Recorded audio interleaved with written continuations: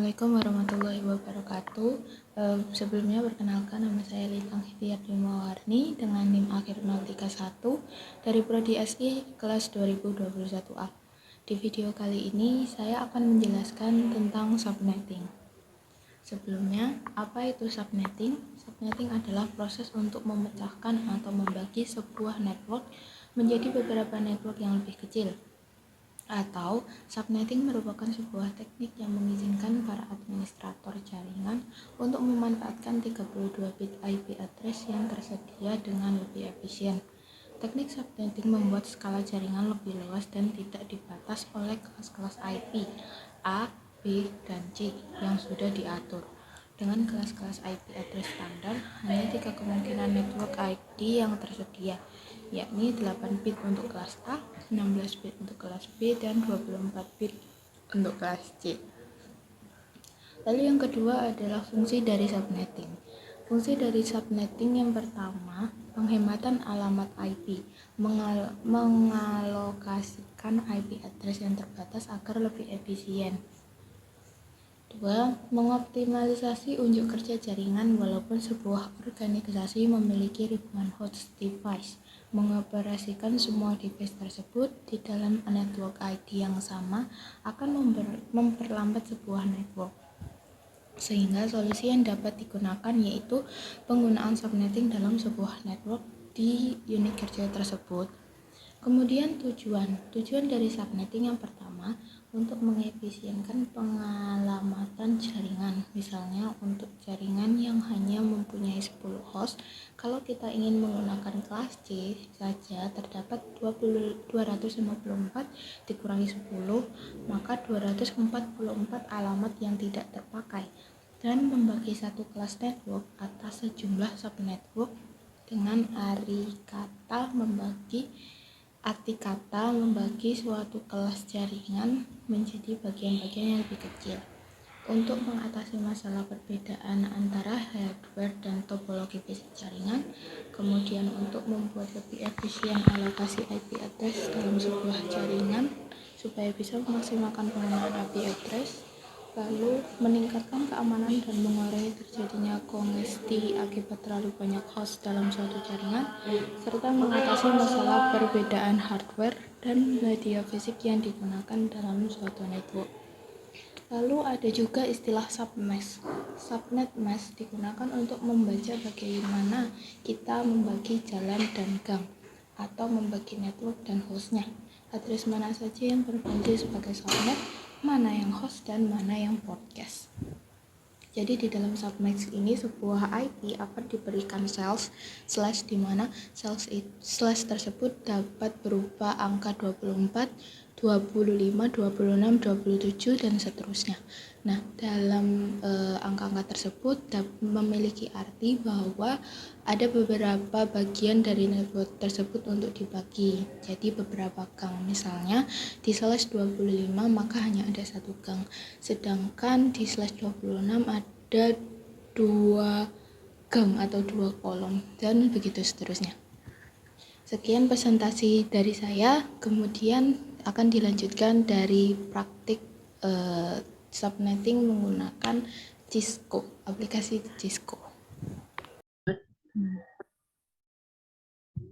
Baik, selanjutnya kita akan melakukan praktikum untuk subnetting. Pertama-tama kita add komputer terlebih dahulu. Kita untuk lab 1 ada 3 PC, dan di lab 2 juga ada 3 PC.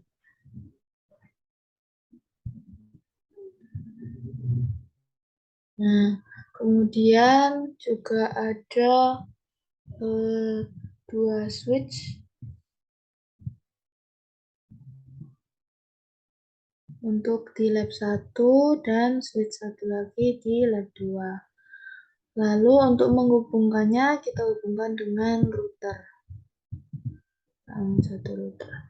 Nah, kemudian setelah kita tambahkan, kita set IP dan untuk tiap-tiap PC kita mulai dari PC 1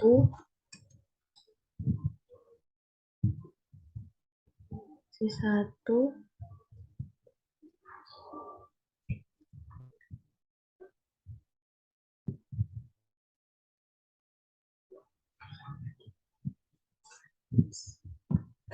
kita isi 192.168.1.1. Lalu di sini kita isi 192.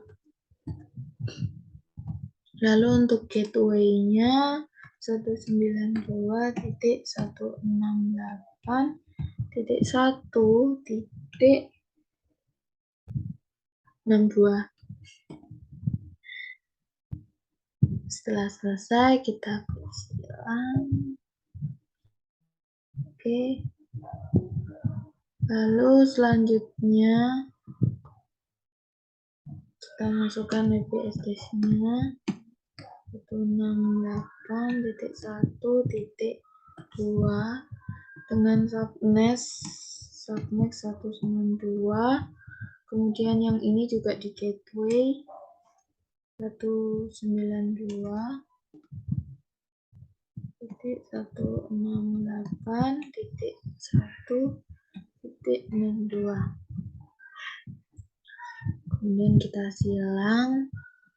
Lalu untuk yang PC ketiga ini tidak kita beri gateway, jadi kita masukkan IP-nya saja ya, 168.1.3, lalu ini 192.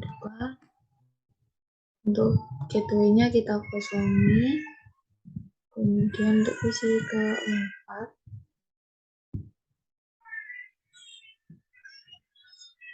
ini kita kasih gateway juga dengan PC ke 65, IP ke 65, subnet/ke 26 berarti 192. Untuk gateway-nya 192.168.1.126. Pada lab 2 ini hanya PC keempat, PC yang ini. Untuk yang lainnya kita tidak beri gateway. Kita ulangi dengan cara yang sama. 8.1.66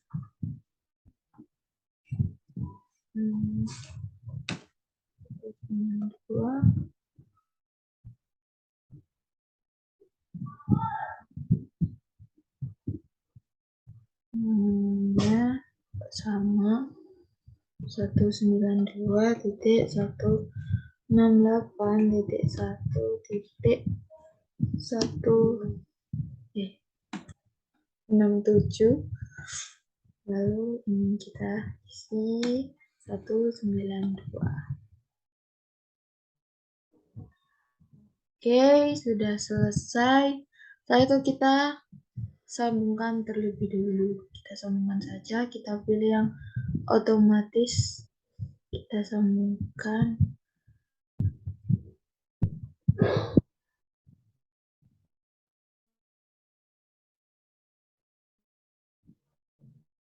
Oke, kita sambungkan juga switch dengan routernya. Kita sambungkan semua. Nah, karena ini kita pakai kabel otomatis, jadi kita tinggal tunggu saja sampai kedua kabel ini berwarna hijau, warnanya. Sambil menunggu, sambil kita pasang.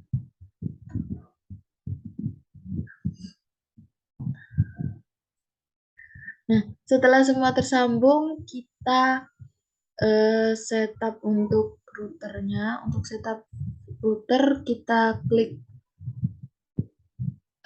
ini, kita klik config, kemudian pas alternate 0. Nah, di sini kita port status kita klik on, kemudian IP configuration-nya 192.168.1.1. 168.1.62. Untuk summesnya kita pakai slash 26 berarti 192. Kemudian untuk fast alternate yang ke-1 kita klik on dulu. Nah, ini sama. Nah, untuk digit terakhirnya kita isi dengan 126. Juga sama 192. Oke.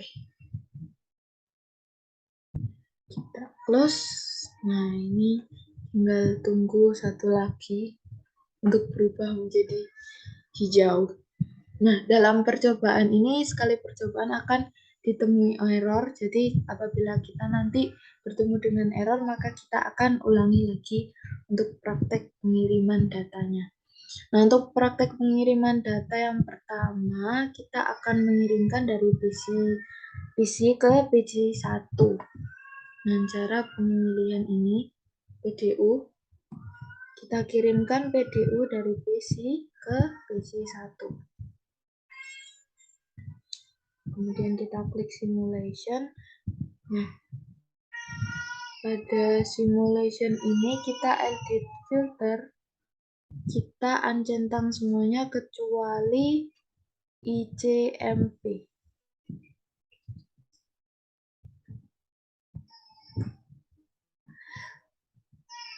Kita uncentang semuanya. Nah, setelah uncentang,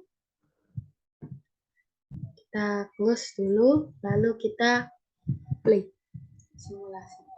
Seperti yang bisa dilihat, pesan dikirimkan dari PC ke switch. Di switch akan mencari alamat tujuan dan sampai di PC1. Nah, dari PC1 akan membalas pesan dari PC. Sementara PC1 nanti akan mengirimkan pesan ke switch, kemudian kembali ke PC. Nah, centang. Nah, itu adalah percobaan yang pertama. Lalu bagaimana jika dari PC ke lab 2, yaitu ke PC3. Nah, kita delete terlebih dahulu simulasinya. Kita kirimkan PDU dari PC ke PC3. Kita play.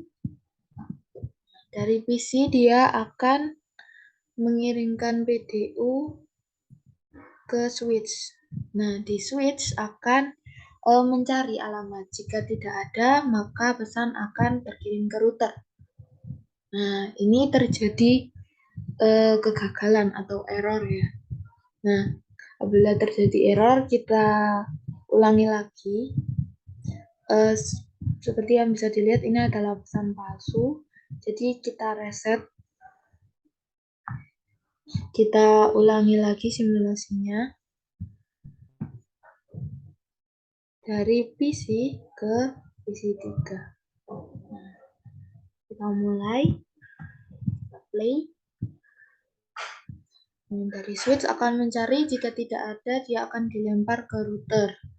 Nah, di router kemudian dikirimkan ke switch untuk sampai ke lab 2. Nah, dari switch lab 2 akan dikirimkan ke alamat tujuan yaitu PC3. Nah, karena PC3 ini di set gateway, maka dia bisa membalas pesan yang diberikan dari PC.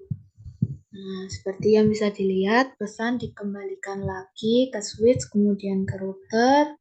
Kemudian dari router akan kembali ke switch lab 1. Dari switch lab 1 akan dikirimkan ke PC.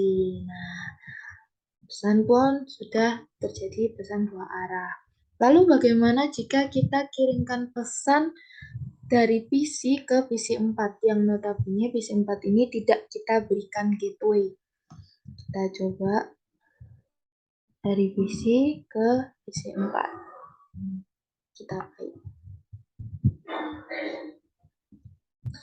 Dari PC kemudian ke switch lab 1 lalu dilempar ke router.